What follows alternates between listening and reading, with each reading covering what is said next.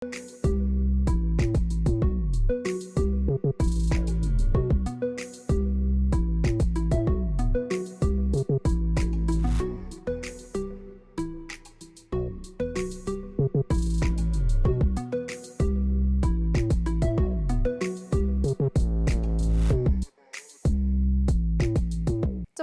continues after September 18, and we bring you the story of the Liza Destiny. This is Info Hub for Wednesday, September 18. Speaking to members of the media on the sidelines of an event earlier today, His Excellency President David Granger noted that democracy remains intact, even as the government continues to work under the limits of an interim status. Apart from my health, I have not accepted any invitations to go to foreign countries. Many of my ministers have had their travel restricted. We cannot plan a budget. We cannot bring a budget to Parliament.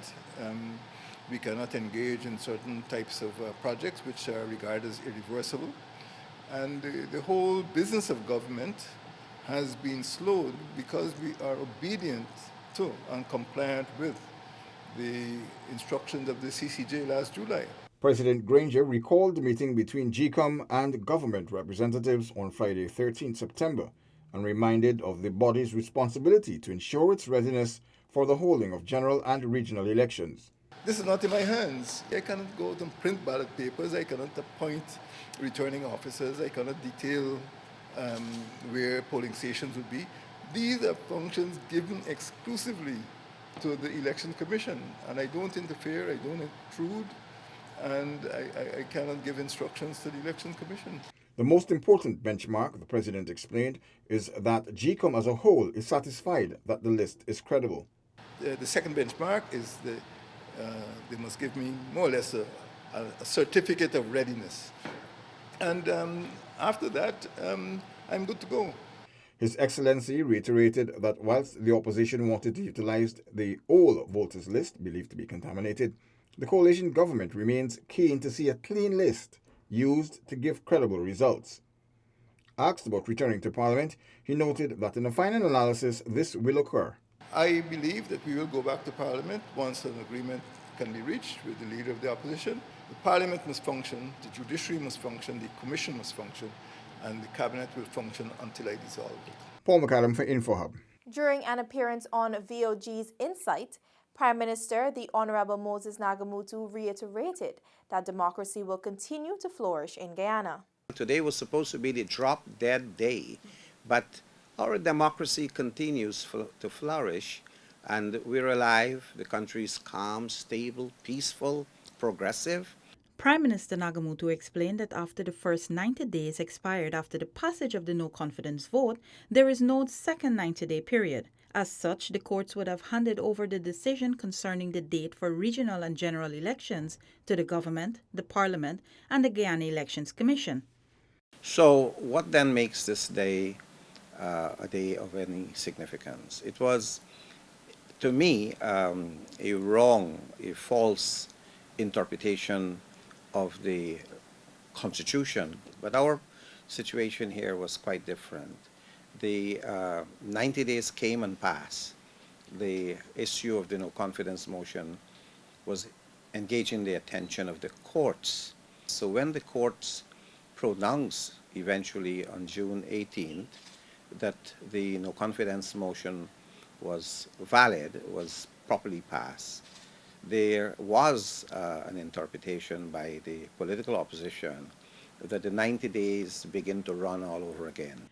Turning to matters of the economy, the Prime Minister noted that the International Monetary Fund has projected that Guyana's oil will account for around 40% of the country's GDP by 2024.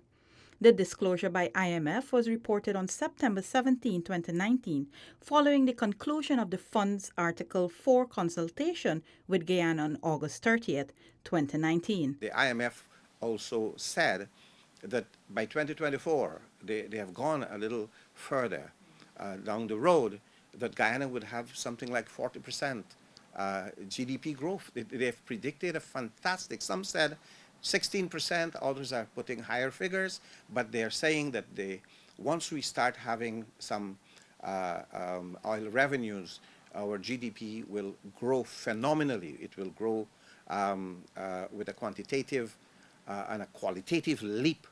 And that's what we are looking towards. It's a transformation of Guyana. For InfoHub, Rebecca Ganesh. Following a meeting of the GCOM commissioners, it was announced that retired Justice Claudette Singh, chair of GCOM, will render a decision on the time frame for the holding of general and regional elections on Thursday at 10:30. DPI will bring you updates on this story tomorrow. Next up, we bring you a special report on the development of Guyana's first floating production storage and offloading vessel, the Liza Destiny. From the lifting of the first steel beam to its arrival in Guyana's waters in preparation for oil production in early 2020.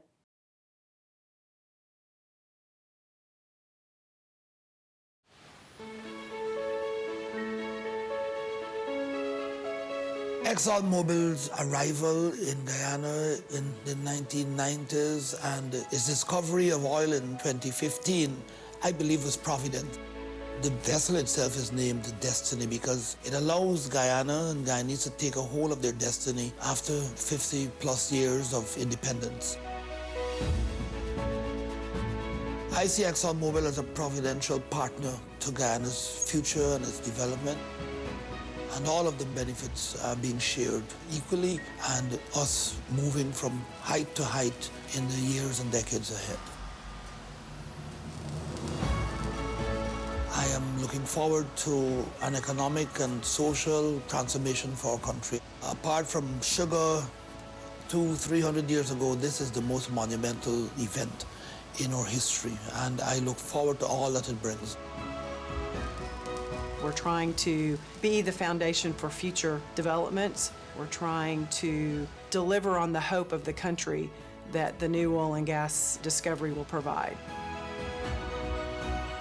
So even though there's a sense of urgency on schedule and pace, it's got to be clear that we will not compromise our core values, so safety and environmental performance, to achieve world-class results.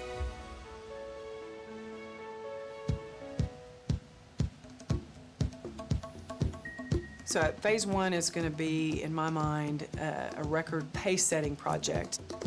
We're trying to make a step change in cycle time on how fast from discovery to first oil we can deliver the project. And I think it is that we meet our commitments to the government, meet our commitments to ourselves, to our company. I hope that everybody that works on Liza is proud of what they have accomplished. Whatever their part is, I hope that every team member, every person in Guyana that is working with the oil and gas industry, I hope that everyone is proud of being part of a history-making project.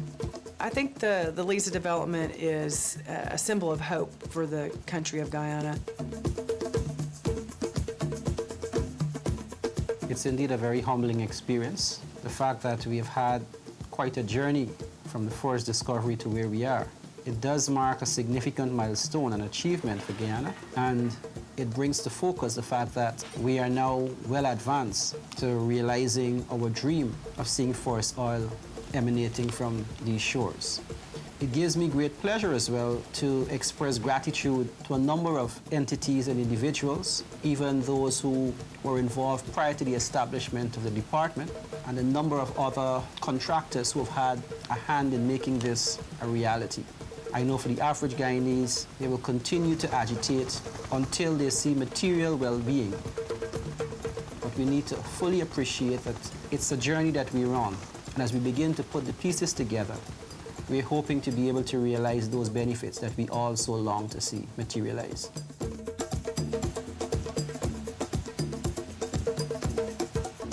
The Department of Energy, which was established just 1 year ago, we have seen this department make strides. Major construction projects like the Liza Destiny involve many people and many organizations working together over a long period of time and long distances to build something that requires teamwork that cannot be done alone. I am seeing in the future our young people, our children who are our future leaders benefiting from this resource. They will be better equipped to move this nation forward. We are very pleased as a government about what is happening in the energy sector. We are now entering a new phase, one which we have been anticipating for a long time, and that we can all be proud of. We are ready.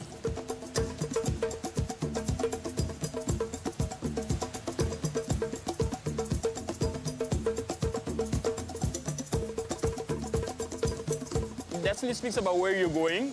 It gives an idea of what we want to achieve. It gives hope.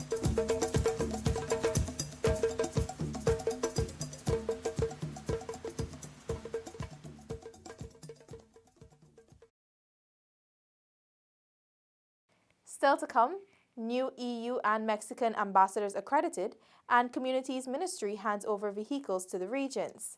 Details after the break. Are you ready to embark on a truly epic adventure to an undiscovered corner of South America, where some of the most spectacular natural attractions are unveiled within a beautifully diverse landscape? From the wetlands and savannas to the ancient mountains, magnificent waterways and lush enriching rainforest would provide a vast playground for some of the most exotic and breathtaking creatures on the planet, including many of the world's giant species. This untouched land of mystery and wonder serves up an exclusive experience for travelers. So are you ready for a new, awe-inspiring adventure? Welcome back to nature. Welcome to Guyana.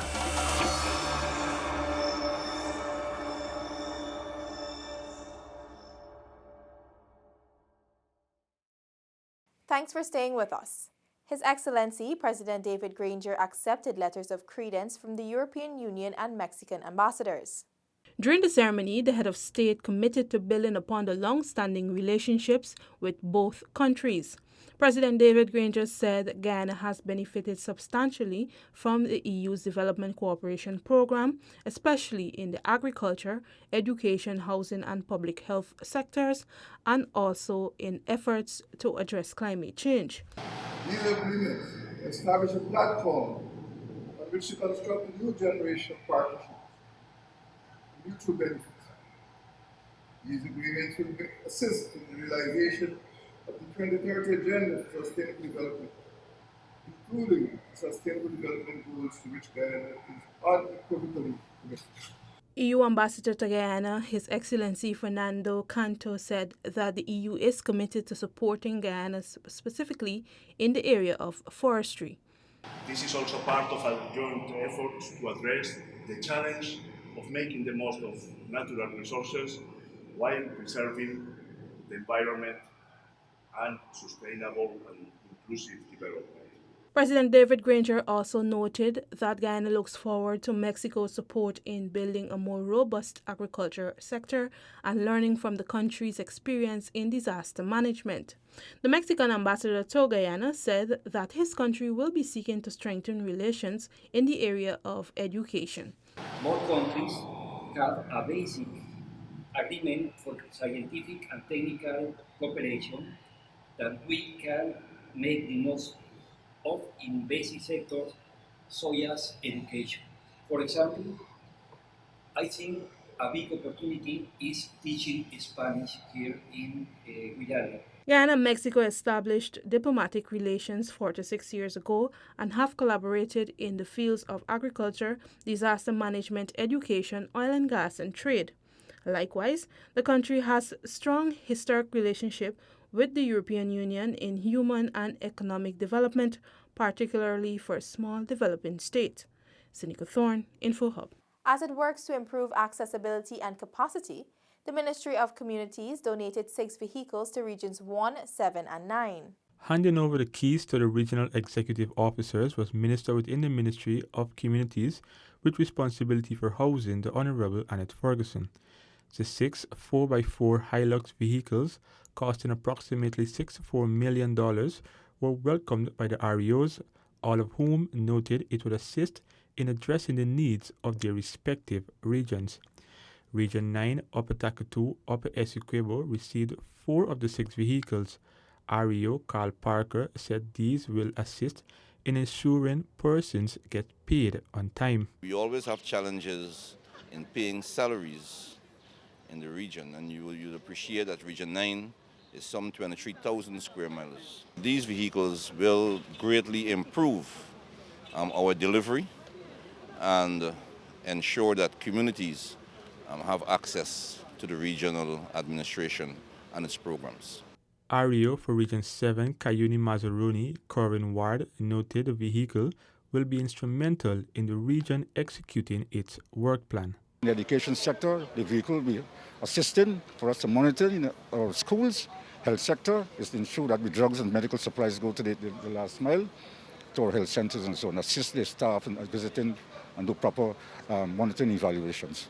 Meanwhile, REO of Barima Winey, Randolph Storm, said the vehicle will assist the regional administration in saving revenue. Our region is so big, and the kind of money we have to spend to move from point A to point B, for example, Port Kaituma to Barometer, $500,000. So this will not only give us the ability to move and get our work done, but this will bring a lot of saving. At the presentation of the vehicles, Minister Ferguson reminded of government's commitment to ensuring the regions have the necessary resources to execute their duties, since the administration recognizes the challenges faced with accessibility in the hinterland. Since we came into office from 2015 to 2019, we have seen tremendous growth, that is in the budgetary allocation for the various regions by 158%. That in itself would say to you that it is government's commitment to ensure that our respective regions, especially the hinterland regions, are outfitted with the necessary resources. The vehicles behind me are what will be used to propel further development within the various regions. Reporting from the compound of the Ministry of Communities in Kingston, I am Isaiah Braffett with videographer Anna Silal for InfoHub. Check out our Facebook and Instagram pages for more stories covering the observances of Indigenous Heritage Month and Education Month. Also, do tune in to VOG on Thursday, September 19 at 11 hours. The Honorable Basil Williams, Attorney General and Minister of Legal Affairs, will be on NCN's Insight. That's all for today. Connect with us on WhatsApp, Facebook, and YouTube. Much more news is on our website, dpi.gov.gy, and pop over to Instagram for the latest photo updates at DPI Guyana. Your bridge and weather reports are up next. Goodbye for now.